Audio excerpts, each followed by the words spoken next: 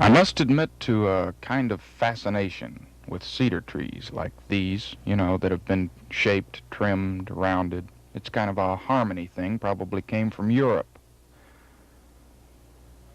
Give a landscape a few of these and it becomes almost a visual conversation. It gives your eyes little punctuational cues, if you will.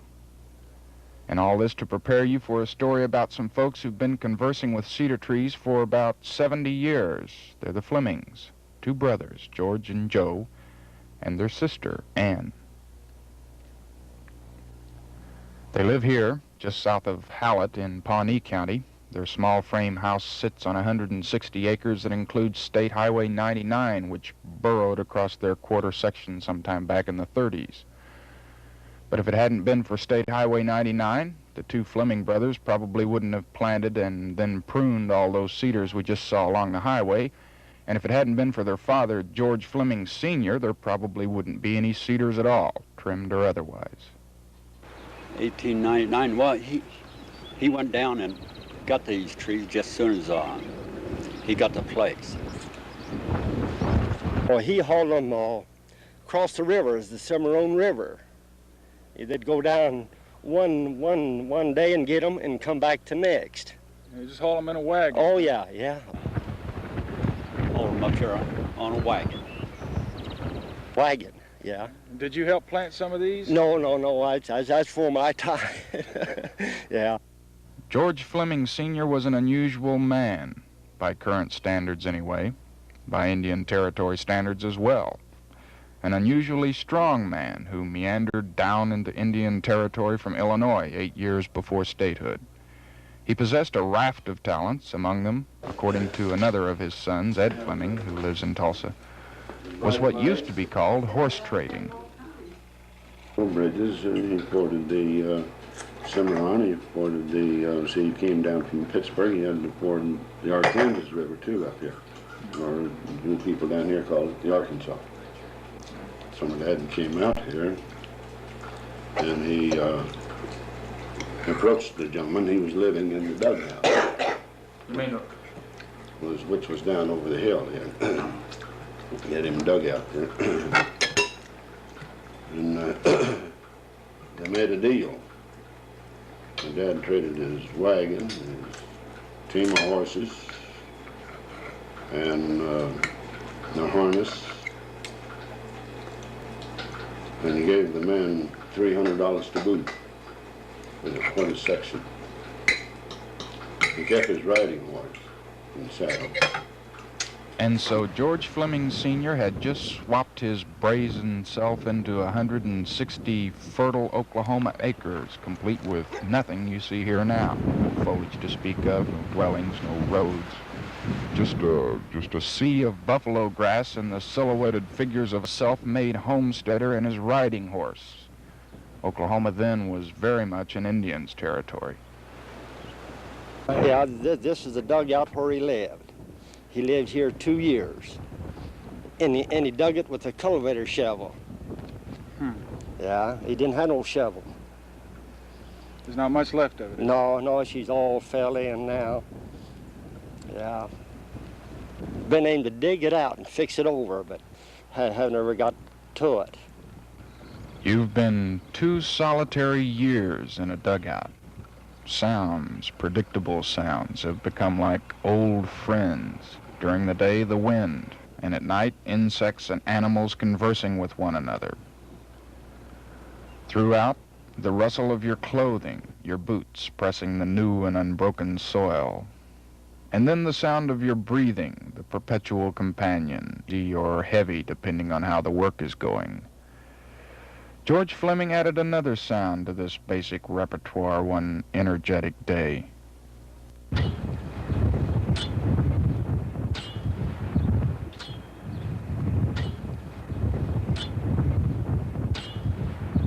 You know, he wouldn't let us kids fool with his knives, trimming knives.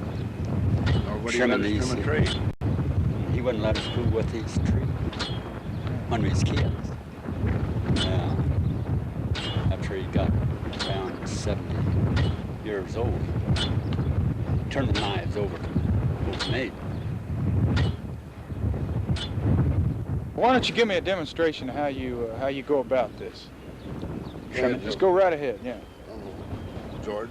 I don't know if I can use these knives. These knives not mine. This is not These my are knife. These kind of knives I like, and he likes a different kind Different of knife. And I made these out of saw. We make them ourselves. They're not very sharp.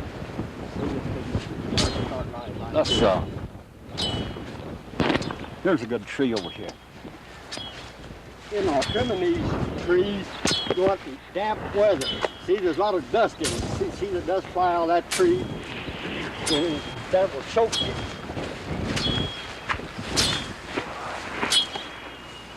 Well, you like to get them a little wet, huh? Yeah, look, when it's mist and rain, that's a good time. Wet season. It'll take you around 10 to 15 minutes to trim a tree. So what, 10, 15 minutes times 119 trees, you've got, Yeah, you got quite a few hours involved in there. Oh yeah, it takes a little time. But while I'm trimming trees, I'm not loafing in town.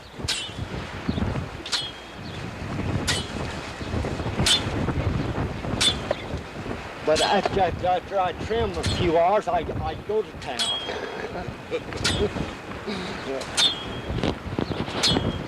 We both trim them. You know, sometimes one of us trim more than the other, but we all work at it. Sometimes I sell some cedar seed. I tell the people they buy seed off these trees and they'll grow just like this without any work.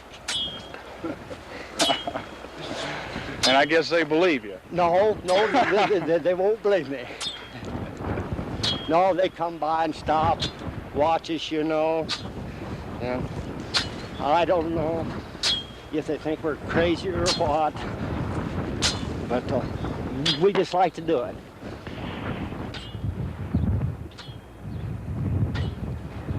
That old tree there, that's about 70 years old, and all the rest of them would look like that if they hadn't been cut out. I see. Yeah. Well, these trees, the way they're shaped now, you know. Yes, sir. Now, are all of these shaped were they shaped by your father, and you and your brother now are just maintaining Yeah. what he had done? Is that it? Yeah, that's right. These are all his designs, huh? Mm-hmm. Well, he should have been an architect or a landscape designer. Well, Dad, he'd always come up on them. Like that. And he'd have that tree just as smooth as a piece of paper. And when he come to a twig like this, he'd take time and cut that twig off. Huh. Make it smooth. But Do you ever race George? See who can get it first? no. But I know how to trim old George. You think we ought to ask him for equal time, maybe? Yeah. What do you think? well, I don't get no hurry, cause I know they're going to be here tomorrow, and if I don't get it today, I'll get her tomorrow. About the time Fleming Sr. planted these cedars, he built this house, rough-hewn logs. He then went back into Missouri and brought back a wife. Artella Strang was her name. They had 3 children in the cabin.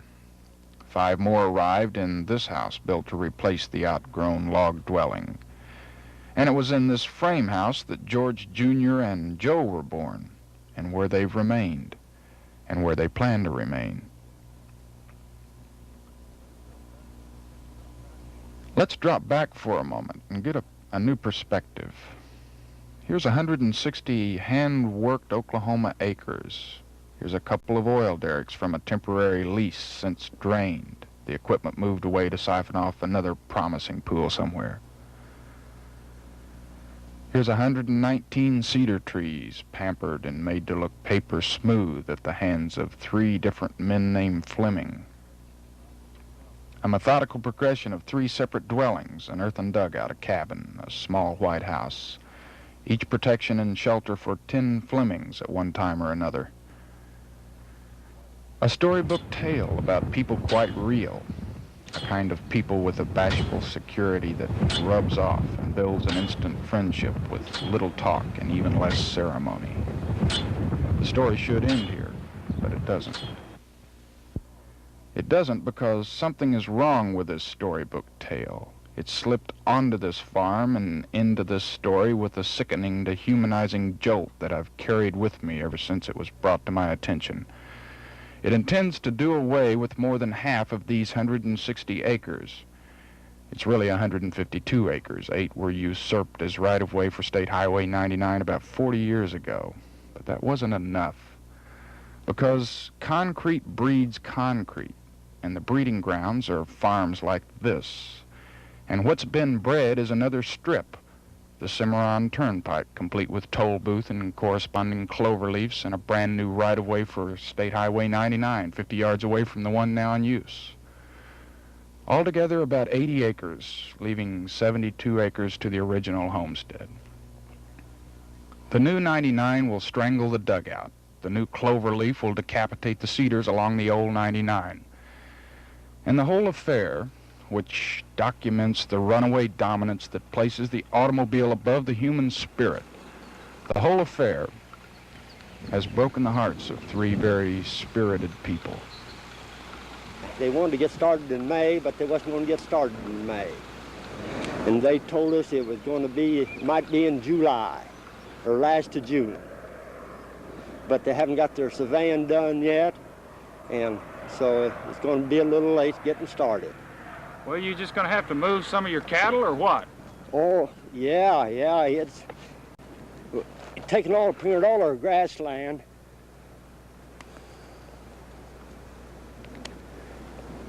Yeah, on this half section, we got a half section in here, and it's tearing them both up. Does it make you feel bad? What do you think?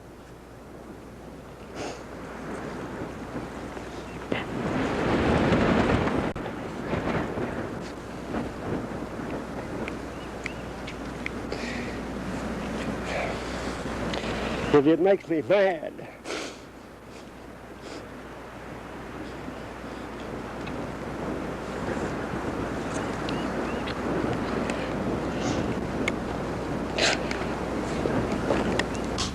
Yeah, they're different class of people. Travel them there turnpikes. They ain't like us ranchers.